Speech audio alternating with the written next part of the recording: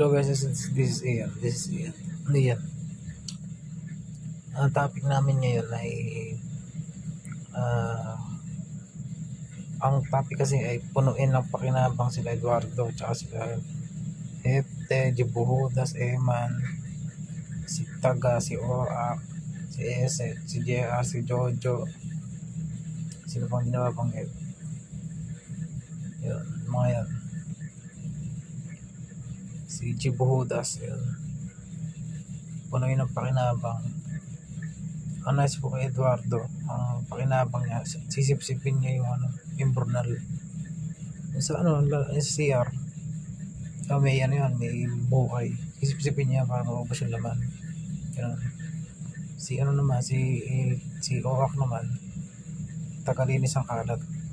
Nasa langit tayo sila, nasa malayo. Asya, may magwawalis na kamay lang ni Oak doon na ganun. May magwawalis lang na parang kamay lang niya. Tapos siya nagwawalis sa malayo. Ganun. Baka ayos naman yan. Kaya ang ko lang, mag-isip ko yun ng pakinabang na gagawin sa mga yan. Tapos nasa langit tayo, tapos sila ay nagdurusa.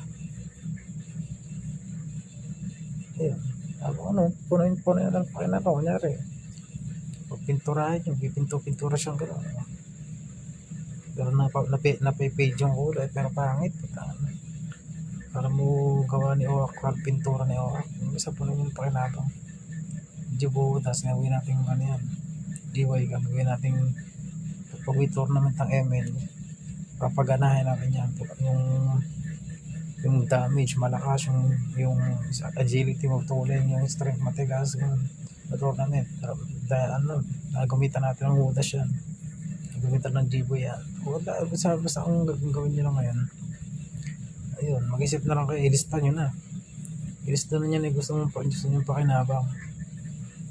Tapos, yung pera, sa kay Oak, magkakaroon naman siya ng pera. Kaya lang, di niya papakinabangan. Yung pera na yun, gagawin natin siyang bantay. Parang gagawin natin siyang bantay doon, na parang pag merong kailangan ng pera, doon kukuha. Sa binabantay ni Oak, kunyari sweldo niya pero hindi pala.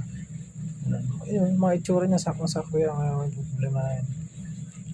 Maglista na kayo ng pakinabang, unahan to, kailangan makuha niyo yung mga yan. Si Oak nakakuha na namin, yung nakuha namin kay Oak,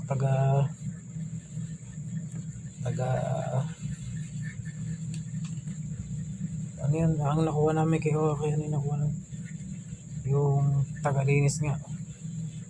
Tagalinis, ayun, i-rentin sa amin si Oak, rentin sa amin, tapos magbabayad sa amin si Oak, naglilinis na sa ibang bahay, ganun. Tapos babayaran kami ng mukha palinis, ganun. Punuin niya na pakinabang, mag-lista na kayo kasi Oak nakuha na namin tagalinis, pero malayo sa langit yun, malayo, napakalayo. Hindi kasi kayo pwedeng malapit doon, baka durang kayo. Kahit nasa langit yun, baka durang kayo sa mukha. Mga yan. Si Eduardo Timawa naman, hindi pala kumakain ng pagkain yung hype niya. Sipon, sabi kanina, kinakain mo ako. Malabsa, malabsa, di kinakain niya. Sipon, hype.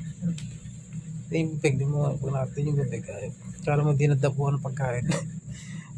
Tingnan yung bibig niya, parang di mo lang nadapuan ng pagkain yung bibig niya, hype, puro sipon, hype.